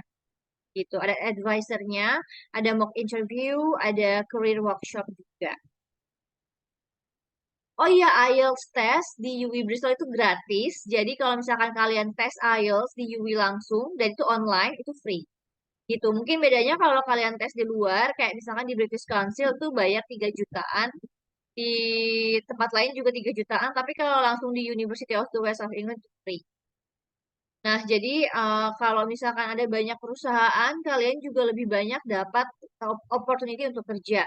Kita punya namanya International Talent Program, jadi kalian bisa kerja di kampus, kerja sama kampus dan digaji juga sama university, gitu. Nah, kita punya portal job sendiri, namanya Gradlink UK. Jadi kalian klik aja di Google Gradlink UK, ini tuh keluar job portalnya. Nah, ini tuh punyanya University of the West of England, bisa bantu kalian untuk dapetin kerja. Nah, kita dapat banyak awards karena portal tersebut. Terus kalau mau portal job, mau dapetin part-time job, kita juga punya portal sendiri namanya Job Shop. Beasiswa untuk orang Indonesia itu kita bisa via Chevening, yang seperti Mbak Putri jelasin, itu full scholarship 100%. Tapi dari kampusnya sendiri kita punya beasiswa sampai 40 juta rupiah. Tergantung dengan IPK terakhir kalian atau nilai sekolah kalian. Terus kita punya scholarship sampai 50%. Gitu. Nah, orang Indonesia sebanyak apa sih di University of the West of England? Nah, ini foto-foto mahasiswa kita dari Indonesia. Mungkin teman-teman udah tahu namanya PPI, Persatuan Pelajar Indonesia, itu adalah asosiasi anak Indonesia sekota Bristol, tapi kita punya sendiri itu se-UWE aja, se-University of the West of England, namanya Indosok. Nah, ini foto-foto anak-anak Indosok gitu. Oke, jadi kalau untuk tes IELTS yang free itu registration formnya kayak gini. Nanti bisa kontak AECC untuk kayak mau tes juga, tapi tes IELTS kita itu sertifikatnya hanya bisa dipakai untuk ke UWE Bristol aja, terus bisa dipakai visa juga sih, jadi nggak bisa dipakai untuk apply ke kampus lain. Ini formulirnya tuh contohnya kayak gini, itu daftarnya via uwetest.com. Nah, akomodasi kampus itu di kita ada di kampus bentuknya kayak dorm atau apartment. Jadi satu anak itu tinggal di satu kamar. Nanti dapurnya tuh kayak komunal gitu. Jadi bareng-bareng sama teman-teman kalian. Terus kita ada laundry room, kita ada living roomnya juga. Jadi tipe kamarnya tuh kayak single bed gitu dan si toiletnya itu di dalam gitu. Kita toiletnya semua di dalam. Bukan cuma di kampus aja, tapi kita juga punya akomodasi di city center. Kayak gini contoh gambarnya. Sebenarnya banyak ya gedungnya, tapi ini contohnya aja. Salah satunya. Nah, kalau library kita itu open 24 jam dan library terbesar di Southwest of England. Jadi letaknya Bristol itu ada di Southwest England. Nah, ini Students Union, jadi kayak tempat kumpul dengan asosiasi student yang lain, tempat beli makan, tempat berorganisasi, itu di Students Union. Kalau di Indonesia mungkin kita nyebutnya BEM ya. Tapi kalau di luar negeri, khususnya di UK, kita sebutnya Students Union. Nah, yang suka sport, olahraga, itu kita punya fasilitas sport sendiri. Any kind of sports ada di sini. Jadi kalian bisa pakai untuk olahraga. Dan sport centernya UWE itu pernah dipakai untuk latihan Olimpik tahun 2012.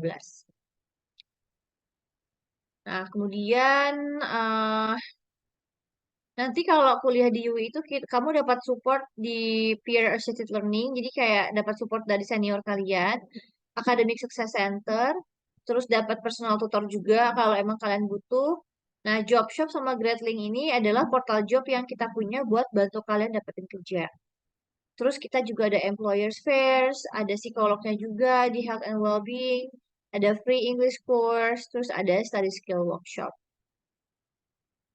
Nah, kalau misalkan kalian ikut association itu bisa banyak banget di UWE Bristol itu ada asosiasi berdasarkan nationality kayak tadi Indosok, any kind of nationality ada berdasarkan jurusan. Misalkan kalian tadi mau engineering ya, ada asosiasi anak engineering. Terus kalau ada berdasarkan hobi, kalau kalian suka musik ada music association. Terus ada juga berdasarkan religion. Jadi kalau misalkan kalian beragama apa itu bisa ikutan. Misalkan yang Muslim bisa ikut Islamic Society, yang Christian bisa ikut Christian Society juga gitu. Nah, ini salah satu alumni kita. Dia sekarang jadi CEO of Russell Group Indonesia. Dia dulu S2-nya di University of the West of England dan pernah juga jadi ketua PPI, wakil ketua PPI Bristol. Nah, ini fotonya waktu pas baru lulus, sekarang udah kerja jadi CEO di Indonesia. Kita juga menyediakan beasiswa untuk anak-anak marginal yang kurang mampu. Jadi ini adalah foto-foto anak-anak kurang beruntung ya. Anak-anak marginal dari berbagai negara yang mendapatkan beasiswa dari University of the West of England. Nah, tim kita tuh aktif banget datang ke Indonesia. Jadi sebenarnya ada banyak tim dari Indonesia. Bahkan kemarin pun ada juga yang ke Indonesia dari Bristol yang share bikin workshop untuk anak-anak Indonesia. Jadi kita sangat aktif ya timnya untuk datang ke Indonesia. Oke, untuk tuition fee itu sekitar 15 ribuan pound sterling di UWE Bristol, dan sekian aja informasi dari aku. Mungkin kita bisa lanjut diskusi aja, pasti banyak banget yang pengen nanya sama Mbak Putri ya tentang beasiswa, atau kalau mau nanya tentang kuliah di UWE Bristol bisa tanya aku juga. Aku kembalikan ke Mbak Winda. Oke, thank you so much Kak Trifty untuk informasinya, untuk perkenalannya soal UWE Bristol. Nah, jadi kita nggak perlu lama-lama, langsung aja. Udah banyak banget nih pertanyaan, baik itu tentang Chevening yang ditujukan kepada Kak Putri, dan pertanyaan-pertanyaan tentang UWE Bristol yang ditujukan kepada Kak Trifty. Mungkin bisa kita jawab satu-satu kali ya. Kita lihat-lihat dulu. Salah satunya mungkin dari Kak Putri mau pilih nih, pertanyaan mana dulu yang mau dijawab? Eh, yang gampang dulu kali ya, kayak ada batasan Oke, usia boleh. nggak maksimal untuk daftar Chevening. Nggak ada batasan, as long as kalian masih mau pursue master degree dan masih mau mencoba itu nggak ada batasan sih. Jadi paling tua di angkatan aku itu, sorry jangan tua ya, paling senior di angkatan aku tuh ada yang di umur 46 tahun dan dia baru lolos master degree di eh, lawyer kalau nggak salah dan itu masih keterima. Nice, Oke. berarti nggak ada. Nah, mungkin nextnya pernah punya pengalaman cross major, pengalaman pada saat apply Chevening lalu oke. Kalau cross major itu tuh biasanya aku agak sedikit cross major. Aku sendiri ya, aku tuh S1 tuh komunikasi, terus pas aku S2 aku ngambil digital business, which nggak ada sama sekali tuh connections of di bisnis di komunikasi gitu kan. Nah, eh jadi kalau ditanya possible apa enggak, itu possible banget. Terus gimana caranya? At least makanya aku sangat menekankan bagaimana esai kalian tuh bisa mencerminkan kalian tuh mau jadi apa sih menggunakan si master degree ini gitu. Jadi itu harus clear, harus jelas aim-nya dan goal-nya gitu. Jadi kalian harus bisa memberikan alasan yang cukup kuat kenapa compare to economics, lulusan ekonomi gitu ya, kalian itu yang lebih tepat untuk mendapatkan scholar ini walaupun nanti yang kalian pursue adalah digital business. Kurang lebih kayak gitu sih. Jadi possible banget sih untuk itu cross course ya menggunakan Chevening.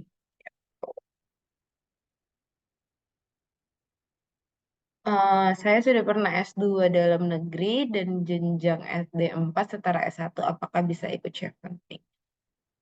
Oke, chevening itu nggak ada batasan sih. Jadi lagi-lagi makanya aku sangat happy with the chevening community karena mereka mereka very straightforward dan nggak terlalu banyak kayak limitasi-limitasi. As long as kamu mau belajar, mereka tidak ada requirement yang gimana-gimana. Nah, untuk ngambil S2 dua kali itu bisa. Jadi eh bisa gimana ya? Kalian bisa mengajukan mungkin kalau misalkan kalian men, eh, mendaftar ke course yang sama kayaknya agak sulit. Pasti kan kayak kenapa kalian daftar course lagi. Tapi kalau kalian mengambil extended course kayak S2 kalian sebelumnya komputer terus ternyata S2 kalian lagi mau ngambil lagi soal UI UX which masih related nih. Itu masih bisa dan masih di encourage juga untuk menggunakan beasiswa CEF. Tidak ada batas.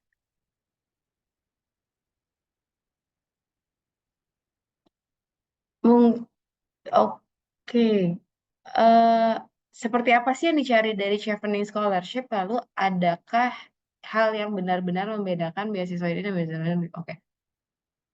Sebenarnya seperti apa yang dicari, ya itu. Chevening itu mencari potensi-potensi global leader gitu. Di mana kalian itu harus menunjukkan kalau kalian ada penggebrak atau penggerak gitu. Jadi kalian harus bisa pede menunjukkan expertise kalian di bidang kalian masing-masing kalian bisa membawa pembaruan lah di community atau di anything yang kamu sedang kerjakan saat ini. Jadi kalian harus punya tentunya sifat-sifat dasar leader gitu ya, komunikatif, mendengarkan, listen dan itu banyak ya. Jadi bisa dicek aja. Jadi kalau kalian punya karakteristik harusnya itu sudah bisa terfulfill di Chevening Scholarship. Terus apa sih yang ngebedain beasiswa ini daripada beasiswa lain ke UK? Nah, karena ini funded by government UK, jadi menurut aku kesempatan untuk pertama kenal ke orang eh, apa ya teman-teman dari negara lain tuh lebih gede lagi. Nggak cuma di dalam university, tapi misalkan di luar university kalian bisa kenal kayak temenan di yang kuliahnya di Oxford gitu ya. Itu bisa karena kalian masih dalam satu quote-unquote naungan. Dan dari Chevening itu sendiri mereka punya ada kayak acara pembukaan dan penutupan di mana dia undang tuh semuanya beratus-ratus orang ke dalam stadion untuk pembukaan bersama negara-negara lain, di mana di saat itu kalian juga bisa kenalan. Nah, that type of community yang nanti kalian bawa setelah kalian lulus dari cohort ini, yang sampai sekarang pun aku masih ngobrol gitu sama temen aku yang dari negara lain, dari Thailand, banyaknya sih dari ASEAN sih, dari Singapura, dari Malaysia, aku masih ngobrol sama mereka. Jadi that close and strong community itulah yang menurut aku berbeda dari beasiswa yang lain. Dan on top of it yang tadi aku bilang, terkadang kan UK suka ada kayak acara-acara di dalam castle-nya gitu. Nah, karena ini adalah government UK, kalian tuh sebagai chevener atau scholar di sana, kalian tuh suka diundang gitu, punya kayak apa sih RSVP-nya gitu. Jadi itu menurut aku yang membuat beda sih gitu. Mungkin Mbak Trifty dulu kalau misalkan ada pertanyaan ke Mbak Trifty. Boleh. Mungkin boleh bantu dipilihin Mbak Winda, soalnya aku kayak nggak bisa ngelihat pertanyaan di sini. Oh, oke. Dibantu Nah, dipilihin aja kali ya. biar lebih enak ya. Untuk pertanyaannya tadi kayaknya ada deh yang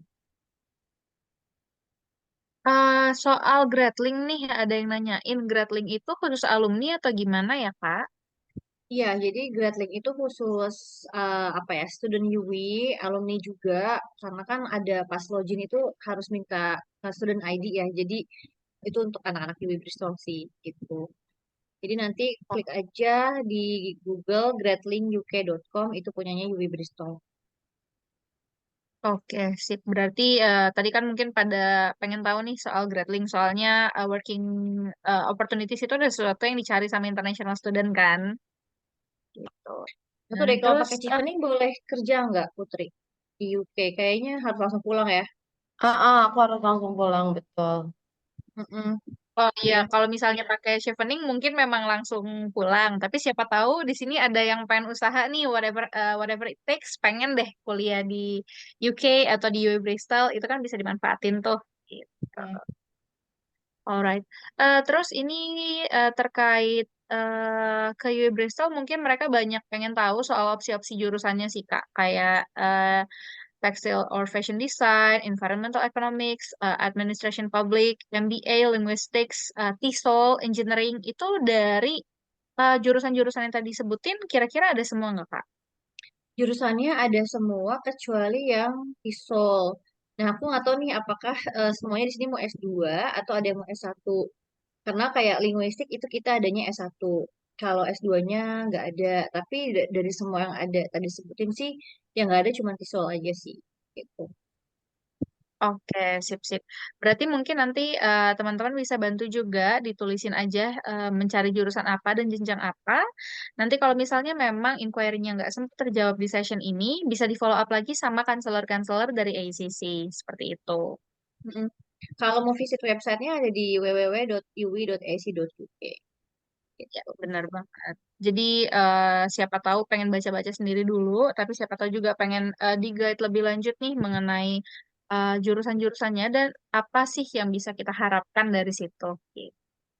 Terus ada pertanyaan juga, bedanya jurusan English sama early childhood. Oke. Oke. Kalau English itu kayak kamu belajar kayak sastra Inggris, belajar English as linguistik. Tapi kalau childhood itu kamu jadi guru gitu. Jadi guru untuk anak-anak kayak SD, tingkat jenjang SD, jenjang SMP. Jadi beda banget sih gitu. Yang satu lebih ke linguistiknya, satu lebih ke education. Oke, sip. Terus selain itu, oh kayaknya pertanyaannya balik lagi ke Kak Putri nih setelah ini. Gak Boleh, apa-apa. silakan. Kita go back and forth nggak apa-apa ya, biar pertanyaan dari teman-temannya bisa kejawab. Ada pertanyaan nih Kak soal waiting list. Apakah berlaku untuk tahun-tahun berikutnya atau berlaku untuk pelamar-pelamar yang mendaftar di satu periode aja? Dan apakah kalau punya bisnis sendiri bisa masuk ke syarat minimal jam kerja? Oke, kalau waiting list itu eh, kalau masuk ke waiting list cuma 2 tahun itu doang. Tapi kalau misalkan kamu adalah penerima scholar unconditional, kamu bisa apa ya defer ke tahun berikutnya. Misalkan tahun ini banyak sih ada yang kayak tahun ini kebetulan aku hamil gitu misalkan. Jadi aku di tahun depan deh S2-nya itu masih boleh. Cuman kalau di waiting list memang untuk tahun itu aja. If memang bukan rezeki ya berarti kamu harus nyoba dari ulang lagi sih untuk masuk ke scholar tahun depan gitu. Dan apakah bisnis sendiri itu masuk ke working? Sayangnya enggak. Jadi memang harus ada di instansi formal gitu ya kalian menjadi karyawan employee. Kenapa itu harus formal? Karena kan kalian harus masuk ke dalam society dan working yang di dalam organisasi gitu. Jadi harus di dalam sebuah organisasi gitu sih. Oke, nice. Thank you so much. Berarti unfortunately untuk yang bisnis belum bisa. Tapi mungkin kan tadi nggak ada batas usia tuh. Siapa tahu nanti kalau misalnya memang sudah terjun ke dalam dunia kerja yang sesuai dengan requirement Chevening, opportunity-nya tuh masih ada karena seperti yang tadi sudah disampaikan sama Kak Putri, nggak ada batasan usia untuk kita bisa apply Chevening. Jadi jangan menyerah dan jangan langsung putus asa karena bisnis itu nggak bisnis sendiri nggak masuk requirement. Tenang aja masih ada jalan yang banyak kok gitu. Jadi semoga tetap semangat ya. Ada lagi nih Kak, better waktu apply Chevening itu setelah atau sebelum ada LOA? Kalau dari aku akan lebih safe kalau kamu sudah punya LOA sih. Tapi kalaupun tidak ada, ya tidak apa-apa juga. Cuman ngejarnya tuh lumayan deg-degan. Seperti yang tadi aku ceritain, kan kita dikasih waktu 1 bulan. Banyak yang fail di sana untuk mendapatkan LOA. If kalian bisa prepare itu sebelum kalian masuk conditional selected, itu akan jauh lebih baik sih. Oke, sip. Berarti memang lebih safe ya kalau misalnya kita punya LOA. Jadi kan tadi seperti yang dibilang sama Kak Putri, waktunya tuh sempit banget teman-teman untuk kita nyari, mempersiapkan dokumen-dokumen yang dibutuhkan. Dan kalau teman-teman belum pernah nih apply-apply ke kampus, eh, ada masanya kita lucky enough, jadi kita bisa cepet nih dapat letter of offer-nya. Tapi ada juga kalanya sampai ke detik-detik terakhir itu baru keluar. Nah itu kan kadang-kadang bikin apa ya deg-degan dan siapa tahu itu juga jadi kendala ke depannya. Jadi mungkin bisa sambil jalan kali ya Kak ya disiapinnya. Apalagi kan Chevening bukannya masih bulan Agustus Terus ya. nanti Agustus September. Nah, jadi nggak apa-apa banget untuk disiapin dari sekarang gitu. Bener sih, karena aku ingat banget ada pengalaman temenku yang daftarnya itu udah mulai deket-deket enroll, yaitu September. Itu lama banget sih dapat LOA-nya udah kayak udah di follow up nggak dapet. Jadi lebih baik kalau misalkan memang kalian niat, yuk prepare dari sekarang sih gitu. Yes, benar banget. Jadi jangan lupa ya teman-teman disiapin dari sekarang. Terus ada lagi nih, kayaknya pada tertarik banget nih soal beasiswa ya. Soalnya eh, siapa sih yang nggak pengen dapat pengalaman once in a lifetime gitu ya? Kita kan tadi pilih 3 university nih pas di esai. Kalau dinyatakan lolos, kalau kita apply ke university lain bisa nggak? Atau harus salah satu dari 3 univ yang ditulis itu? Kayaknya harus 3 itu, cuman kalau urutannya berubah nggak apa-apa. Misalkan pertama kalian naro Bristol, kedua naro Southampton gitu. Kalau mau ditukar Southampton dulu nggak apa-apa. Cuman kalau di luar itu nggak boleh sih. Begitu juga untuk course ya, tiba-tiba kalian mau ganti course. Misalkan kalian dapet cheveningnya, tiba-tiba aku mau ganti menjadi IT dari digital marketing, nah itu juga nggak boleh. Oke, sip. Ya berarti diperhatiin aja baik-baik biar nggak salah alamat lah gitu dan nggak malah jadi penghambat saat sudah dinyatakan sebagai worthy ya. Next one, Kak Putri mau tanya dong, ada nggak ya yang skor IELTS-nya 6,5 tapi diterima Chevening? Deg-degan sama IELTS nih. Ada kok, jadi ada beberapa university yang masih menerima 6,5. Kalau di Bristol tuh minimal berapa ya Mbak Trifty ya? Kalau S1, sorry, kalau S2 6,5. Oh, tuh ada 6,5. Jadi harusnya masih bisa. Jadi kalau kalian mau masih improving the IELTS masih bisa, masih ada waktunya. Tapi kalau 6,5, makanya researchnya dari sekarang university mana sih yang masih menerima 6,5 gitu. Kan masih ada banget ya waktunya untuk kita bisa riset. Dan seperti yang tadi dibilang, apalagi kalau misalnya kalian spesifik pengen ke UWE Bristol, nggak usah khawatir sama tes bahasa Inggrisnya. Karena kenapa? UWE Bristol kan juga ngasih benefit nih buat kalian, prospective students-nya UWE Bristol. Kalian bisa loh dapetin tes bahasa Inggris gratis yang bisa digunakan untuk apply ke UWE Bristol dan bisa juga digunakan untuk nanti pervisaan. Dan kalian nggak usah khawatir, nanti kalau misalnya buat cheveningnya gimana, Kak? Kan chevening nggak butuh submit sertifikat IELTS-nya, gitu.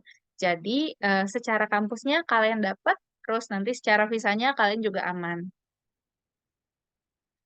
Oh, ada pertanyaan nih buat Kak Trifty. Untuk MBA-nya di Bristol, apakah perlu GMAT atau GRE? Nggak perlu GMAT, tapi kita perlu pengalaman kerja 3 tahun untuk MBA gitu sih. Tapi kita nggak minta GMAT gitu. Oh, Yang penting ada pengalaman kerja.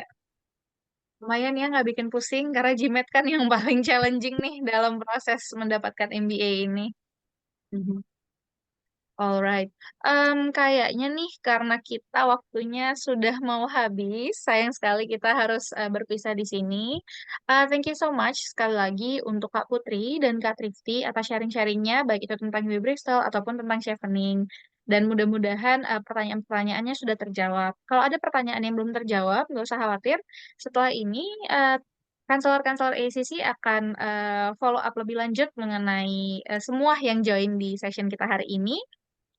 Dan kalau misalnya nih kalian masih pengen kepo, pengen ngobrol dong langsung sama Kak Trifty bakalan hadir di salah satu event kita di tanggal 3 Maret mendatang ya Kak ya, Ya, gitu. Nanti Kak Trifty akan ada di situ, jadi kalian bisa ngobrol langsung sama Kak Trifty mengenai UWE Bristol atau kalian pengen ngobrol-ngobrol lebih lanjut nih mengenai Bristol secara umum itu seperti apa dan tentunya secara khusus UWE Bristolnya seperti apa. Nah, kalau misalnya sudah tidak ada pertanyaan, sekali lagi terima kasih banyak untuk teman-teman semua dan terima kasih banyak tentunya untuk speaker kita hari ini, Kak Putri dan Kak Trifty. Senang banget sama kebersamaan kita sore hari ini dan sama semua informasi yang sangat berguna. Mudah-mudahan teman-teman yang di sini kita bisa ketemu, either itu sebagai awardee Chevening atau sebagai student di UWE Bristol ya. thank you Alright. Kak Winda, thank you Thank semuanya you. udah hadir. Terima Semoga kasih. informasinya bermanfaat buat yang mau studi ke UK.